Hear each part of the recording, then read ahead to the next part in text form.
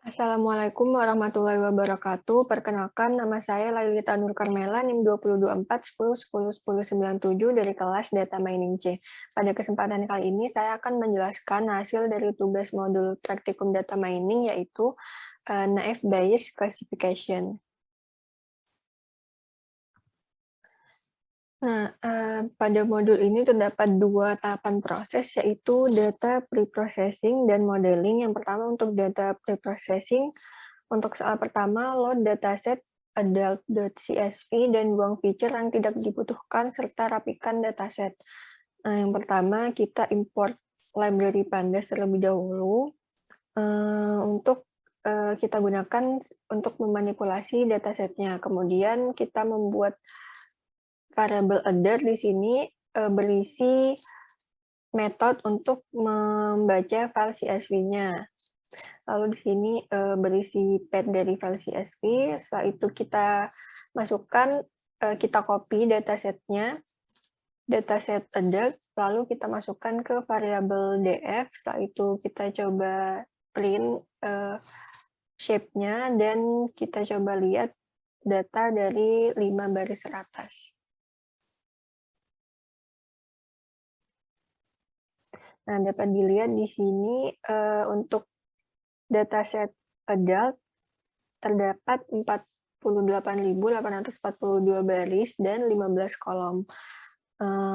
Lalu untuk feature-nya di sini ada feature age, work class, final wage, education, educational name, marital status, occupation, relationship, race, gender, capital gain, capital loss, hours per week, native country, dan income. Selanjutnya, kita buang feature yang tidak dibutuhkan. Caranya dengan method drop. Di sini kita akan membuang feature work class, final wage, education, relationship, race, capital gain, occupation, capital loss, native country, dan kita akan menimpa datanya ke dataset tersebut. Nah, jadi data yang tadi sudah kita drop, kita timpa ke dataset adult itu. Jadi sekarang isi datasetnya, feature-nya hanya ada age, educational name, marital status, gender, hours per week, dan income. Di sini income merupakan kelas dari dataset adult. Selanjutnya nomor 2, batasi dataset hanya pada data yang memiliki umur 25 sampai 40 tahun. Nah, pertama kita buat variabel untuk datasetnya, yaitu di F2. Di sini kita isi dengan dataset tadi, dataset adult, di mana isinya hanya nilai dataset yang di feature age-nya itu lebih dari 24 dan kurang dari 41, atau rentang nilainya 25 hingga 40 tahun. Selanjutnya kita coba lihat di sini. Nah, dapat dilihat sebelumnya terdapat 448.842 baris. Lalu setelah kita batasi di sini hanya ada 20.199 baris data. Selanjutnya nomor 3, cek tipe data pada masing-masing feature dan encoding bila diperlukan. Pertama kita cek dulu menggunakan metode info.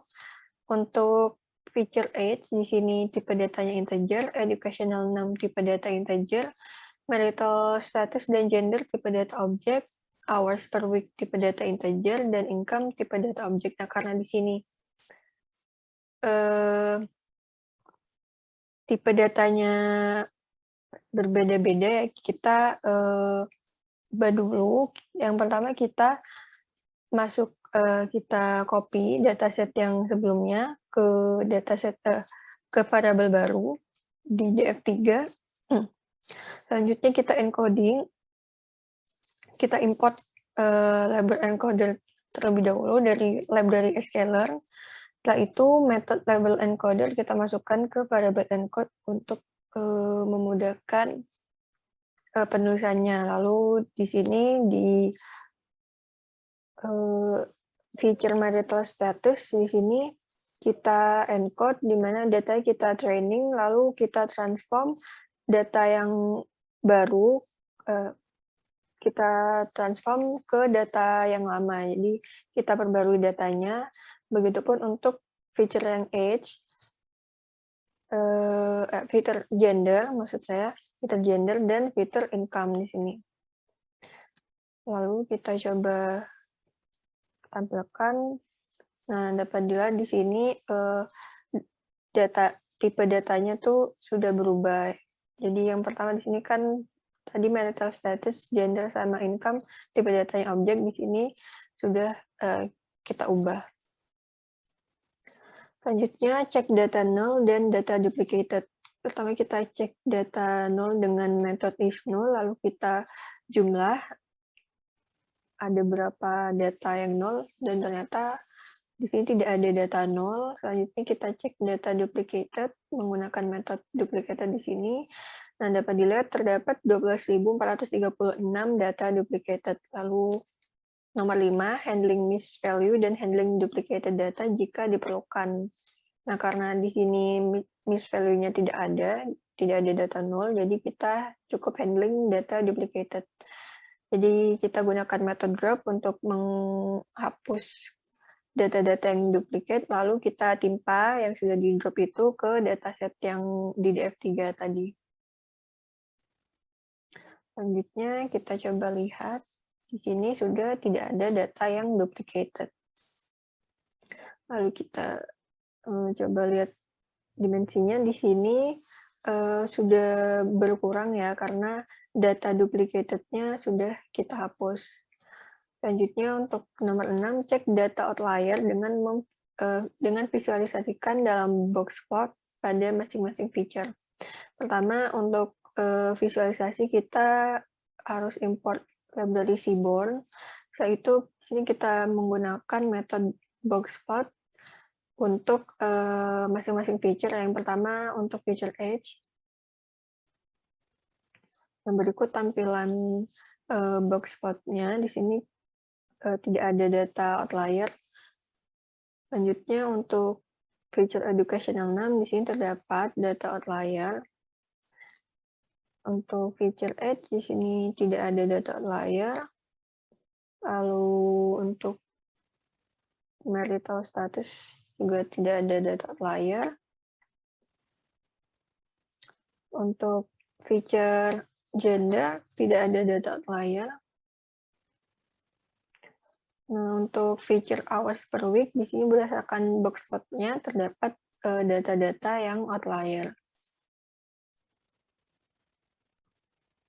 Selanjutnya untuk feature income di sini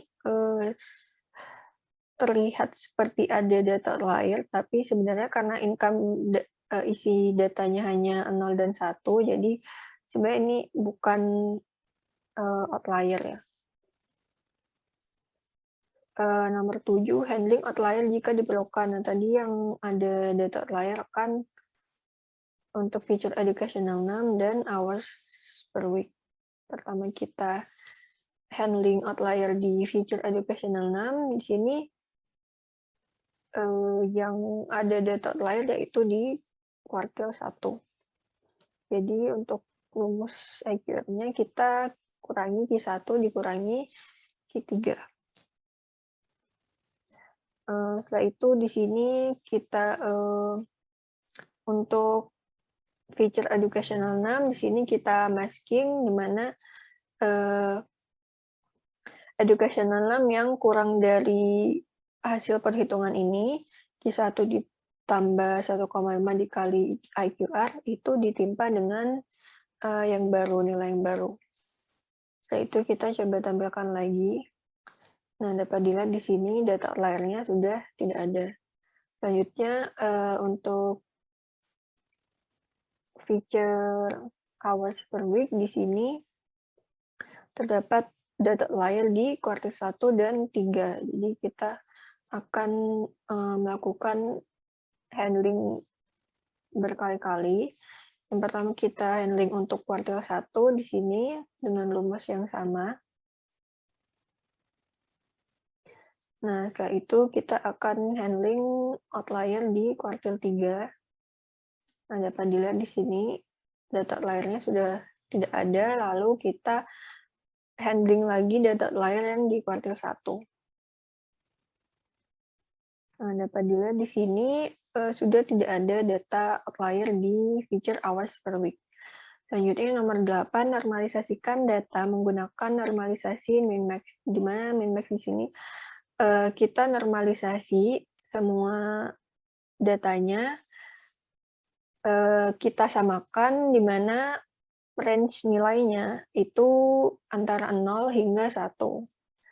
Jadi yang pertama kita import terlebih dahulu min-max scalar dari library scalar, setelah itu kita copy data sebelumnya, dataset yang di df3, kita copy ke variabel baru di F4, setelah itu kita buat variabel scalar yang berisi metode min-max scalar untuk memudahkan pemanggilan metodenya. Setelah itu kita training untuk data-data untuk feature-feature yang akan dinormalisasikan. Yang pertama untuk feature edge di sini, kita training, lalu kita masukkan datanya, kita transform ke data sebelumnya. Jadi kita timpa data lama, ditimpa dengan data baru. Begitupun untuk feature educational name, marital status, dan hours per week. Ini kita coba tampilkan datanya. Nah, dapat dilihat sebelumnya kita lihat dari awal perbedaan datanya. Untuk tadi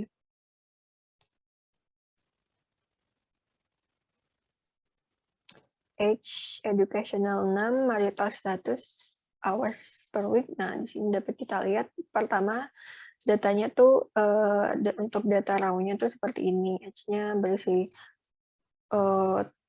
usia, marital status ada objek di sini, never married, married 6 spouse, dan lain-lain. Lalu setelah itu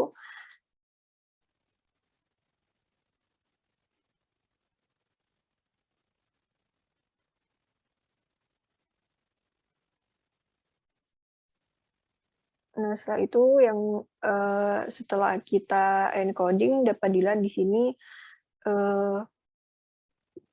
data setnya berubah lagi, di mana untuk yang sudah di encoding itu memiliki tipe data yang sama. Setelah kita normalisasi di sini, selain tipe data yang sama juga range nilainya itu sama antara 0 hingga 1. Jadi tidak ada data yang kurang dari 0 ataupun data yang lebih dari 1 di sini. Selanjutnya kita lakukan modeling dengan data test size 20%, 25%, dan 30%, serta tampilkan hasil skor akurasi. Oke, yang pertama kita copy lagi dataset yang sebelumnya, kita masukkan ke variabel df5. Yaitu di sini kita pisahkan untuk atribut dengan kelasnya. Jadi karena kelasnya income, di sini kita drop feature income, lalu untuk yang feature income itu kita masukkan ke variabel target. Jadi input di sini isinya dataset dengan atribut, lalu di sini target di sini isinya yaitu kelasnya. Setelah itu kita import train test script di sini untuk membagi nilai, membagi data setnya menjadi data training dan data testing. Lalu kita juga import Gaussian F-base di sini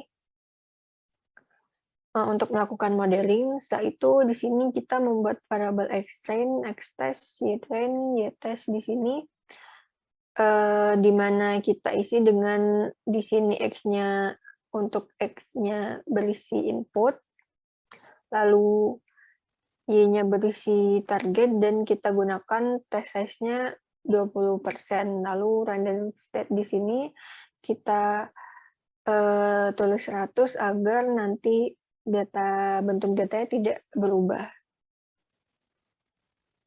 Setelah itu kita membuat variabel model di sini, isinya metode F-base tadi. Setelah itu kita fit, kita training data untuk data trainnya yaitu xtrain dan ytrain. Setelah itu kita hitung skornya dari data testingnya.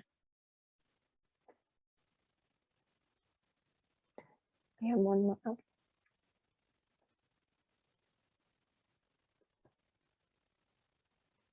Nah, dapat dilihat di sini skornya yaitu 77%. Selanjutnya, dengan cara yang sama, kita membuat variabel xtrain, xtest, ytrain, ytest. Di sini kita split datanya menjadi data training dan data testing. Setelah itu, kita test size-nya kita ubah menjadi 25%. Lalu kita training, data trainingnya, dan kita hitung skornya berdasarkan data testing. Nah, berikut hasil akurasinya, yaitu untuk data test size 30%, di sini hasil akurasinya yaitu 76%. Nah, untuk soal selanjutnya yaitu ada perhitungan manual. Lakukan modeling secara manual, boleh menghitung di kertas, Excel, spreadsheet, namun tidak diperbolehkan menggunakan coding. Klasifikasi menggunakan FBAS berdasarkan dataset dummy, Jodo FBAS dataset yang diberikan di praktikum data mining.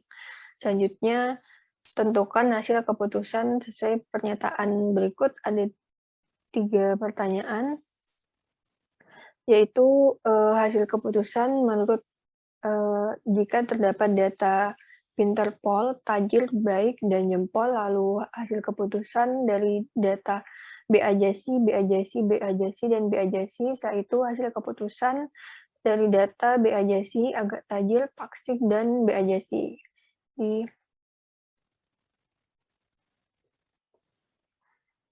Di sini terdapat dataset untuk Jodo FBAS ya, berikut isi datasetnya ada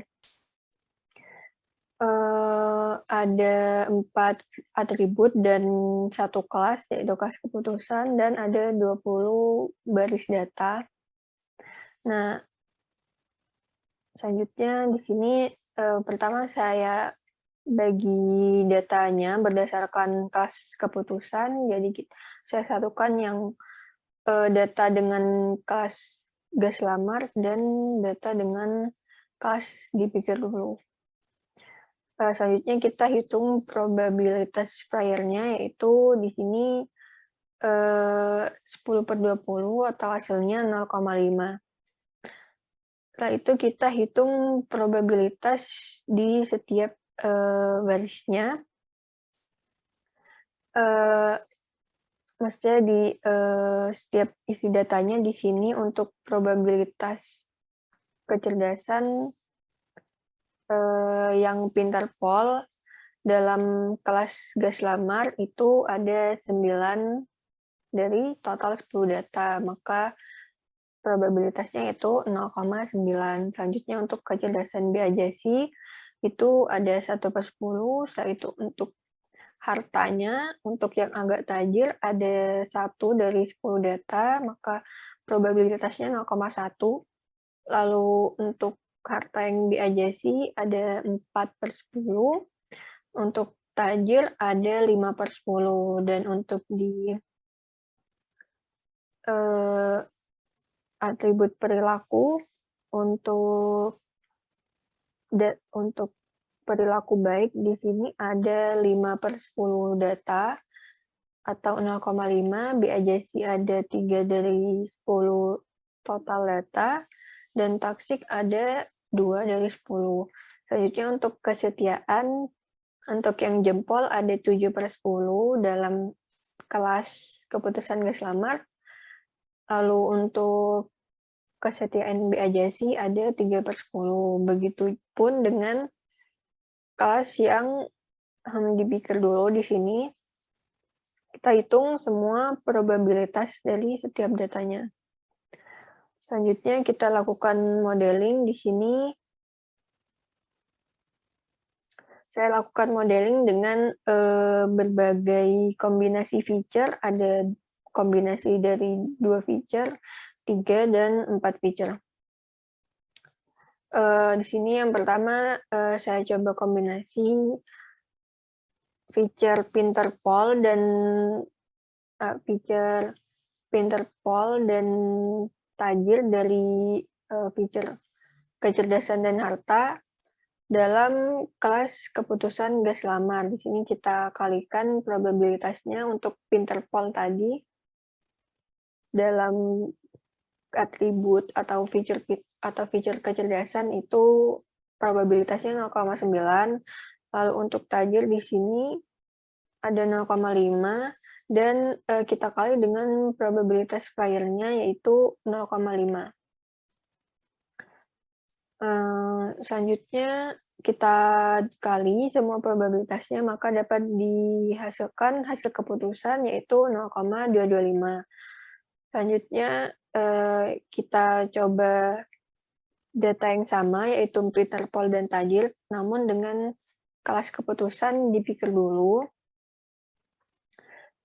Jika kita kali probabilitasnya, maka hasil keputusannya itu 0,01. Jadi untuk data Pinterpol dan Tajir, jika kita bandingkan dalam kelas keputusan gas lamar dan dipikir dulu, ternyata lebih tinggi gas lamar. Jadi kemungkinan untuk kombinasi ini, kelasnya itu akan masuk ke kelas gas lamar.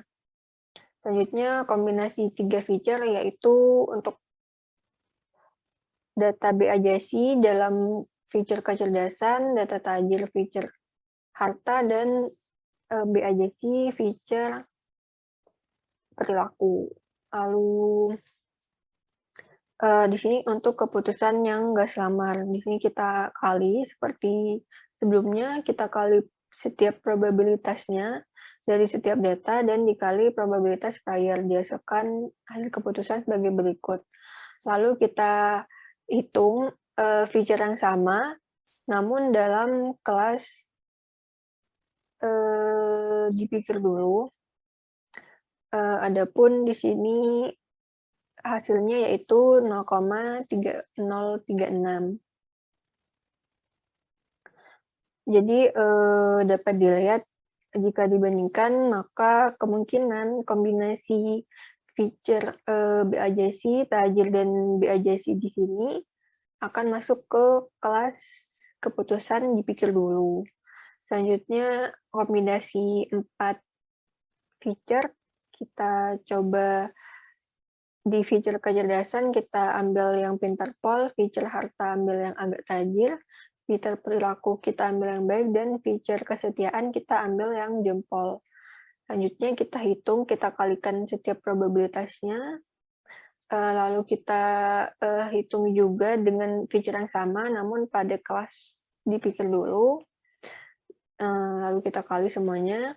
Berikut hasilnya, jika dibandingkan, maka kemungkinan untuk feature-feature dengan nilai Pinterpol, agak Tajir, baik, dan jempol itu akan masuk ke kelas gas lamar. Selanjutnya, soal terakhir yaitu hasil keputusan dari berbagai pertanyaan, dari berbagai kombinasi data. Yang pertama untuk kombinasi Pinterpol, Tajir, baik, dan jempol. Kita coba di kedua kelas, gas lamar dan dipikir dulu. Caranya tetap sama seperti sebelumnya. Kita kalikan setiap probabilitasnya, lalu kita setiap probabilitas dari masing-masing feature-nya, kita kali dengan probabilitas prior-nya, didapatkan seperti ini. Berikut dengan kelas keputusan hasilnya seperti ini, maka dapat dilihat bahwa jika kombinasi Pinterpol, Tajir, baik, dan jempol, kemungkinan akan masuk ke kelas keputusan gas lamar, karena di sini hasilnya itu lebih tinggi di kelas keputusan gas lamar. Selanjutnya untuk kombinasi BAJC, dan BAJC sama kita kalikan setiap probabilitasnya pada kelas gas lamar dan juga kelas dipikir dulu. Jika kita total dan kita bandingkan di sini, maka untuk feature kombinasi data BAJC, dan BAJC itu hasil keputusannya akan masuk ke kelas dipikir dulu. Karena nilainya di sini lebih tinggi daripada kelas gas lamar. Selanjutnya, kombinasi terakhir yaitu BAJC, agak tajir, toksik, dan BAJC. Kita hitung juga nilai probabilitas setiap feature dan probabilitas prior-nya, kita kalikan semua, lalu kita total di sini. Jika kita bandingkan, maka kombinasi BAJC, agak tajir, toksik, dan BAJC hasil keputusannya akan masuk ke dalam kelas dipikir dulu, karena jika kita bandingkan di sini nilai di kelas dipikir dulu itu lebih tinggi daripada nilai di kelas gas lamar. Oke, berikut sekian penjelasan modul 7 praktikum data mining, yaitu NF-based classification. Kurang lebihnya mohon maaf. Wassalamualaikum warahmatullahi wabarakatuh.